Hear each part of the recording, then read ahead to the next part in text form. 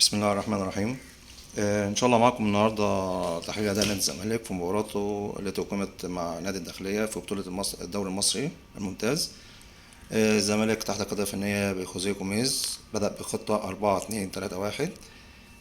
بالتشكيل مكون محمد صبحي حارس المرمى، اتنين سنتر باكات حمزة المسلوس وحسام المجيد، باك رايت مصطفى الزناري، باك ليفت أحمد فتوح، قدامه اتنين مركز ستة، نبيل عماد دونجا وسيف جعفر بيكمل اوقات لمركز 8 اللي هو بيعمل عمليه ربط بين الخط الخلفي والخط الامامي لنادي الزمالك. قدامه مركز 10 عبد الله السعيد، على يمينه كوينج رايت احمد زيزو، على شماله كوينج ليفت ناصر ماهر، ومهاجم صريح ناصر منسي.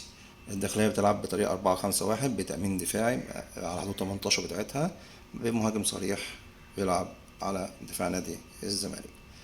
إيه، الزمالك مع تحت خوزيه جوميز بيبدأ الشكل الهجومي بتاعه أو الطريقة الهجومية بتاعته إن هو بيعمل بيلد أب من الخلف للأمام. إن هو بيبدأ من أول محمد صبحي مع الاتنين سنتر باكات من منطقة البناء الهجمة لغاية ما يبدأ التحضير مع الاتنين خط النص سواء 6 أو 8، نبيل عماد دونجا وسيف جعفر، لغاية ما يوصل نص ملعب الداخلية، وأبدأ عملية تطويل الهجمة. تمام، لغاية ما أوصل لمنطقة جزاء الداخلية أو التلت الأخير للنادي الداخلية، وأعمل إنهاء للهجمة. الزمالك بيعتمد على الاستحواذ والتمرير الكتير، سواء تمرير عرضي تمرير طولي كرات طولية. طول ما الاستحواذ معايا، ده فكر خوزيه جوميز، والكرة معايا والتمرير كتير، هبدأ أعمل هجمات، هبدأ أوصل للمنطقة الخطرة للداخلية. الزمالك الاستحواذ بتاعه وصل ل 75%، عمل 731 تمريرة منهم 655 تمريرة صحيحة. ال 655 تمريرة صحيحة ديت منهم 244 تمريرة في الخط الخلفي. إذا ده بيدل إن الزمالك بيبدأ من تحت، اللي هو البيلد أب، من أول صبح حارس المرمى اللي هو عامل له 18 تمريرة مع الخط الخلفي وخط النص اللي هو منطقة التحضير بتاعة الهجمات، وعمل 508 تمريرة من أول خط الخلفي لغاية منطقة تطوير الهجمة. الزمالك في الفكر الهجومي بتاعه اول ما يوصل لمنطقه تطوير الهجمه بيعملها ازاي؟ بيبدا يشتغل على ان هو بيطير الباكات كوينج باك، تمام، سواء فتوح المفروض الزناري هنتكلم عليه، ودخول ناصر ماهر وزايد زيزو لقلب الملعب، ان هو بيسحبوا الباكات معاهم، بيفرغوا مساحات ورا الباكات للمنطلقين فتوح والزناري. المفروض ان هو عنده خيارات، يا اما يستلم في مساحه فاضيه يقدر يعمل كروسات، يا اما يستلم جوه ال 18، المهاجم يبقى واخد المساكين معاه في الحته دي، يخشوا المنطقه ديت يستلموا ويبقوا موجودين للجون، عندهم التسديد، فرصه للتسديد، فرصه للكور عرضيه، ان هم يحرزوا اهداف زي اللي احرزه عمر جابر. الزمالك اشتغل بالخطه دي او بالطريقه ديت من الجانب الشمال بطريقه ممتازه. ليه؟ لان انت عندك كان ناصر ماهر وادي فتوح، وكان بيميل عليهم عبد الله السعيد، عاملين مثلث ناحيه الشمال بالتناوب. هتلاقي مثلا ناصر من داخل عبد الله السعيد، عبد الله السعيد يستلم الكوره، مطلع فتوح في المنطقه الفاضيه اللاند سايد بتاعه الداخليه. كان عنده فرصه ان هو يخش كتير جوه ال 18 في مساحه فاضيه كتير هنا اهوت، ان هو يستلم ويحرز اهداف، او يعمل كروسات. هو كان بيفضل يستلم هنا ويعمل كروسات، يا اما ناصر ماهر هو اللي بيستلم على الخط هنا هو يخش ويلعب عرضيه او بيلعب كور خلفيه. واوقات عبد الله السعيد هو اللي كان بيخش، يعني اوقات كتير تلعب فتوح هنا اهوت مثلا في قلب الملعب، وناصر ماهر هنا اهوت، وعبد الله السعيد مثلا هنا اهوت، في تبادل للمراكز ولا مركزيه بين الثلاث لعيبه دولت في الجانب الشمال. الفكر ده اتطبق في الجانب الشمال كتير في اكتر من كوره. في الشوط الاولاني كان ممكن فتوح او ناصر ماهر او عبد الله السعيد يستغلوا الفراغ اللي بيحصل في المنطقه ورا الدفاع، من خلخله الدفاع ده في المنطقه ديت، في ان هم يحرزوا اهداف. الجانب اليمين كان نايم، ما كان ميت، الشغل كله بيتعمل في الجنب الشمال، مفيش منه في الجنب اليمين. ده لعدة أسباب، إن سيف جعفر على طول مايل هنا اهوت، ما بيقربش لزيزو، مصطفى الزناري اخره مثلا نص الملعب ان هو ما بيكملش كوينج باك، لان هو كده كده اصلا ده سنتر باك، امكانياته سنتر باك. مم، قدراته ان هو لما حتى لو وصل ان هو مش هيعرف يتصرف. الراجل السنتر باك هو لعبه مركزه سنتر باك. يعني من المرات القليله وصل ان هو هتلاقي وصل ان هو يعمل عرضيه تيجي في جسم اللاعب، او يعمل عرضيه طويله مش مظبوطه. راجل مش عندوش موهبه الكروسات، او قدرات ان هو يعمل كروسات دقيقه. زائد ان هو بقى ايه لما الشوط التاني بدأ شويه ينفذ التعليمات اللي بيقولها له خوزيه جوميز، كان يجي يوصل ان هو اللعيبه مش واثقه فيه. ده هو سنتر باك هيديله الكوره ان هو ممكن عارفين ان هو لو استلم هنا برضه مش هيعرف يتصرف فيها. يعني فهو الجنب ده كان ميت بالنسبه لنادي الزمالك. كان جنب شغال شمال شغال، جنب اليمين نايم. يعني الدنيا كانت مش متظبطه. كان حلها ايه؟ انت عندك الناس مثلا احمد مجدي كان يقول له لخوزيه جوميز ان انت عندك المسلوس ده اصلا باك يمين. هو جاي شاف المسلوس مساك فخلاص اقتنع بالمساك، قال لا طب ممكن يلعب باك يمين. مسلوس عنده الملكه ان هو يقدر يطلع كوينج باك، عنده كروسات هايله سواء طويله او عاليه او خلفيه. كان ممكن يخش ال 18، عنده رجل قويه في التسديد، كان ممكن يحرز اهداف او وبيستلم صح وبيسلم او يرمي كروسات. يبقى كان حل ان مسلوسي يخش مكان الزناري. ما حصلش الكلام ده. زي طبعا طلوع بالكوره كان بطيء. الهجمه كانت بتطلع بطيئه جدا بسبب ان سيف جعفر كان عنده بطء في الاستلام والتسليم، ومكانش عنده قدره ان هو يعرف يلعب الكور ويضرب خطوط النص بتاعت الداخليه. الدنيا كانت صعبه ان هو يعرف يعمل ربط بين الخط الخلفي والخط الامامي لنادي الزمالك. زائد ان انت كل ما بيوصل ان هو هتلاقي ناصر منسي لوحده في وسط من 3 ل4 مساكين مدافعين للنادي الداخليه. كل ما تعمل كورسات هتلاقي 2 3 طالعين معاه مخنقين عليه مضايقينه في الطلوع بالكوره. فتلاقي ان عمليه صعبه ان هو يعرف يلعب كوره بهيدرز كويس. الراجل ان هو مميز في الهيدرز. دي عايزه مهاجم عالمي مثلا من الحاجات اللي هي هالاند ولا الناس دي اللي بتعرف تطلع من الدور الثالث يعرف يكوب الكوره عاليه قبل ما حد ايه يضايقه في الكوره دي. خوزيه جوميز راجل معاه طاقم فني كده بيقروا الافكار بسرعه، بيعرف المشاكل اللي عنده بسرعه، بيعرف المنافس بتاعه عامل ايه او عايز يعمل ايه. قام عامل ايه بقى؟ لا عنده مشكله في بناء او طلوع بالكوره من الخلف الامام بسبب سيف جعفر. قام مطلع سيف، قام منزل مصطفى شلبي كجناح، ودخل ناصر ماهر كقلب الملعب مركز 10، ورجع عبد الله السعيد لما يمتلكه من رؤية جيدة واستلام وتسليم وضرب خطوط الداخلية. وناصر ماهر طبعا بينزل، كان أوقات بيبدل معاه عبد الله السعيد في التبادل بالمراكز. الاتنين عندهم قدرة ان هم يستلموا التسليم والتمرير بين خطوط الداخلية. الكرة بقت نوعا ما بدأت تطلع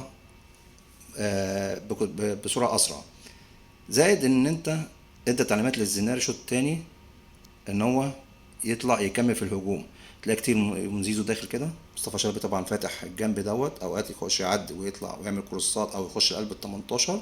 تمام، مع برضك فتوح موجود طالع بينطلق، وناصر ماهر بيستلم بين الخطوط. عبد الله سعيد بيزق نفسه كده معاهم وخلفهم وادي بدون جزائي كده. خلاص هي الداخليه كده كده اصلا متقوقعه في قدام ال 18 بتاعتها. فتلاقي المساحه فضيت كده كذا مره. مصطفى شلبي مصطفى الزناري يشاور لهم المساحه دي فاضيه. بس انا اعتقد ان عدم الثقه في ان الزناري يقدر يخلص او ينهي الهجمه هو السبب ان هم ما بيلعبوش الكور اللي كانت اتلعبت لعمر جاب اللي حرز منها الهدف. كذا قرار مره ان هو مساحته تبقى فاضيه ان هو الزناري يقدر ينطلق ما تتلعبلوش. بقى في مساحات كتير قوي فاضيه برضك بسبب اللي هي ان انت بقى بيخش العمق ويفضي الجناب. توصل هنا برضك من نفس المشكله ان ناصر منسي لوحده جوه ال 18 بتاعت الداخليه وسط 3 4 مساكين. يعمل ايه بقى خوزيه جوميز؟ ما هو برضك ان ناصر منسي مش هيتعامل لوحده مع المدافعين دولت، والناصر ماهر ما عندوش الملكه انه يخش ال 18 يلعب بالهيدرز، ولا زيزو عنده الملكه انه يلعب بالهيدرز. تمام. قام استعان باوباما، نزل اوباما وطلع ناصر منسي. تمام. اوباما بقى قايم بدور اللي هو المهاجم 9 ونص. تمام. اللي هو هيخش ال 18 على طول مع ناصر منسي. اوقات لما الهجمه لسه بتتبني يقوم نازل بيبدأ يستلم من ورا الخطوط بتاعت الداخلية، نص خط الداخلية، دفاع الداخلية دوت خط الوسط. وأول ما توصل الهجمة يخش ال 18 مع ناصر المنسي إن هو يقدر يزاحم دفاع الداخلية مع ناصر المنسي، إن هو هيطلع بالهيدرز معاه، عنده قدرة إن هو يطلع يستلم الهيدرز. تمام، منهم كورة جات له بالهيد حطها جنب العارضة، هتلاقي تملي على طول خلاص بقى واخدين عين اتنين تلات مدافعين كدهوت، خلاص بقى الضغط اتخف شويه على ناصر المنسي. في اللحظه دي مفيش كور كتير راحت لناصر المنسي، يعني المفروض ان انا خففت الضغط شويه على ناصر المنسي، لا الكوره هي بقى اوباما هو اللي بيصطاد الكوره ديت، هم سايبين اوباما. هم اهم حاجه ان ناصر المنسي، لان عارفين ان ناصر المنسي اقوى في ضربات الراس. يمر الوقت برضك مفيش جديد، والدنيا متقوقعة ورا عند الداخلية قافلين مساحات. مع مرور الوقت وشدة الماتش والبدني العالي والشغل العالي اللي بيعمله نادي الزمالك، اضطر بقى ان هو ايه، قالك اخاف على فتوح لسه راجع من الاصابة، قام مطلع فتوح ونزل عمر جابر كباك ليفت، عملها في ماتش ابو سليم، وعنده انطلاقات مميزة عمر جابر ويعرف يخطف ورا المدافعين. مع مصطفى شلبي ان هو بيخش العمق ويبدا برضه نفس الشغل، هو تفريغ المساحات والانطلاقات من خلف الامام. اشتغلوا عملوا منها كتير طبعا، نفس الحوار، ادي زيزو وادي مصطفى الزناري وادي اوباما مع مصطفى مع ناصر منسي. كده كده خلاص عبد الله السعيد بقى داخل مركز 10 ودونجا زي مركز 8 ومدافع متقدم كده اهوت. الدنيا بقى خلاص بقى كثافة عادية جوه نادي، جوه دفاع منطقة جزاء نادي الداخلية. برضك الدفاع متكتل والدنيا مخنوقة.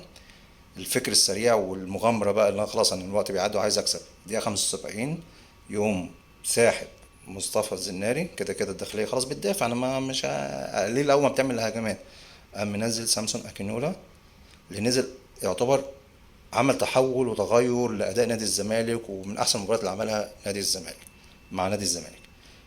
نازل مع أوباما، اتنين مهاجمين 9.5 قدام مهاجم صريح ناصر منسي. هتلاقي وقت ما الهجمة بتوصل على حدود 18، ادي التلات مهاجمين اساسيين، ادي التلاتة بيلعبوا 9 اهو. تمام، معاهم زيزو، معاهم مصطفى شلبي، ادي بص واحد اتنين ادي خمسة، ضاغط عليهم عبد الله السعيد ودونجا. هتلاقي عمر جابر جيجي ناحيه اليمين، لان هو بيعرف ينفذ الفكره اللي معتمد عليها خوزيه جوميز، ان هو بينطلق ورا مدافعين نادي الداخليه في البلاند سايد ديت، في المنطقه العاميه ديت لنادي الداخليه، بيعرف ينفذها من ناحيه الباك اليمين ديت كتير.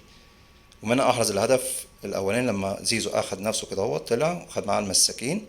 تمام، وادي المهاجمين واخدين كل واحد مدافع معاه، هتلاقي الدنيا دي بقت مساحه فاضيه لعمر جابر، انطلق استلم وسددها مباشره في الجون، احرز الهدف من جمله مكرره من اكتر من مره.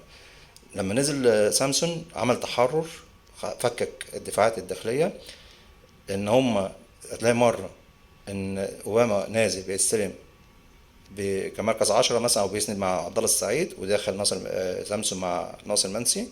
العكس بيحصل، ناصر لما سامسون بينزل يستلم ويبدا الهجمه، تلاقي عمر اوباما داخل مع ناصر منسي، خلخله في الدفاع من كتر التحرك، تبادل المراكز بين اوباما وناصر بن سامسون. طبعا طبعا دونجا وعبد الله السعيد ضاغطين من نص الملعب هنا، هم اللي بيمولوا الكور على طول من هنا، لدرجة ان انت مثلا هتلاقي في اوقات ان الخط النص بتاع الدفاع بتاع النادي الداخلية مراكز 6 اتلخبطت، هم بيدوروا على مركز 10، فين مركز 10 اللي في الملعب يا جدعان؟ مش لاقيينه. او بقى هتلاقي ايه، الثلاثة المهاجمين كده وراهم عاملين زيادة عادية على اتنين مدافعين، لو الكورة اتلعبت صح هتلاقي اي واحد فيهم راح هجوم مباشر للجون، دول تايهين مش عارفين فين مركز 10 فين. خوزيه جوميز لخبط خط النص بقى، اصبح خط النص تايه متبعتر، مش قادر يلم نفسه قصاد اللي معمول او التحركات بتاعه نادي الزمالك. الزمالك احرز الهدف بتاعه، كمل على نفس المنوال، برضك نظام الهجمه ما رجعش يدافع، رجع اللي هو الراجل اللي هو بيبني الهجمه منظمه من خلف الامام، وانطلاقات عمر جابر، هتلاقي برضك عمر جابر بينطلق. عمل ايه بقى عشان برضك ان ايه يحافظ على النتيجه، من هو برضك مش انا هعملها ريسك ان انا اعمل هجوم ريسك. اما رجع مصطفى شلبي كباك ليفت، تمام، ورجع وخلى قدامه سامسون اكينولا كوينج ليفت، وادي زيزو اهو وراه عمر جابر، ورجع دونجا مركز 6 وعبد الله السعيد كمركز 8، وادي جوه المركز 10 وادي المهاجم الصريح. رجع للتشكيله اللي بدا الخطه اللي بدا بيها في اول المباراه. انا راجل وصلت الهدف بتاعي، ببدا احافظ على الشكل اللي انا كنت بادئ بيه، احافظ على النتيجه، امرر، استحوذ، ابدا هطلع بالهجمه، هطلع اعمل هجمات، هنطلق، هعمل تركيبات، هعمل تجميع كوره ولاعب عكسي او العب كوره عكسيه. تمام. عمر جابر انطلق في مره او مرتين. الخلاصه ان انت برضك ان انت في مشكله برضك في صناعه الالعاب، ان التكتلات الدفاعيه برضك انت ازاي تضربها. ضربت تحولات المباراة كانت ممكن تعمل الشوط الأولاني. هي عايزة إتقان أكتر، عايزة تمرين أكتر. ماتش ورا التاني الزمالك بيبدأ في التركيبات الهجومية يبقى ليه شكل أكتر من الأولاني. أعتقد إن مع الوقت هيبدأوا يتعودوا على الفكر والتكتيك بتاع خوزيه جوميز والتركيبات الهجومية. الجانب الدفاعي أو الخطة الدفاعية عامة الزمالك مع خوزيه جوميز بيعتمد على الضغط العالي. بيضغط بالجناح، جناحات، أجنحة كده اهو، مع المهاجم، مع مركز 10، مع مركز 8 طالع. تمام. 6 بيأمن وراهم. تمام. والباكات تبقى طالعة ضغط عالي على دفاعات الفريق المنافس، عامل ضغط على الفريق على الداخلية، خانق عليهم خانق عليهم خانق عليهم. وهو الهجمة معاه أول ما اتقطع بيعمل ضغط عكسي مكان الكرة ما اتقطعت، ضغط عكسي، بيسترد الكرة بسرعة، أو ما بيديش أريحية للفريق المنافس أو الداخلية عامة إن هو يلعب كرة او ينظم، يعمل الهجمه التانية التالتة، كرة او تسلم باريحيه، او تمرير بالتراب الكرة بهجمه منظمه. الداخليه اعتمد بقى على ايه؟ ان هو يقطع الكرة، يلعب على مصطفى فوزي المهاجم، المهاجم اللي هو المحطه بتاعهم دوت. هو عاملين مهاجم محطه مصطفى فوزي، بنيان قوي، طويل، بيعرف يستلم. مشكله نادي الزمالك كانت مع النقطه ديت ان الثنائي سواء حمزه حسام مجيد او حمزه مسلوسي، ولا واحد فيهم كان عارف يقطع الكوره من المهاجم مصطفى فوزي في كل الكوره. بس كانت في نقطه حلوه قوي ان هو ده هيطلع ياخد الكوره.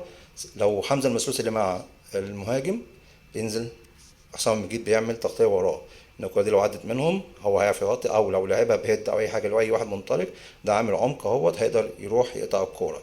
لو الكوره راحت لحسام مجيد، تمام، لو طلع خدها منه هتلاقي حمزة المسلوسي عامل عمق دفاعي باتنين متر كده أو ياردتين من ورا حسام مجيد، ان هو يلم الكوره لو سيطر بينهم هما الاثنين او لعبها لاي حد منطلق. المشكله ان هم تحت، ان هم بيستلموا بيلعبوا على واحد محطه، الاثنين ما عرفوش يستلموا ولا كوره من المهاجم مصطفى فوزي. حتى المهاجم الافريقي لما نزل كان بياخد كل الكور منهم. دي مشكله ان هو الرقابه او افتكاك الكوره من المهاجم المحطه كانت صعبه عند دفاع نادي الزمالك. الدنيا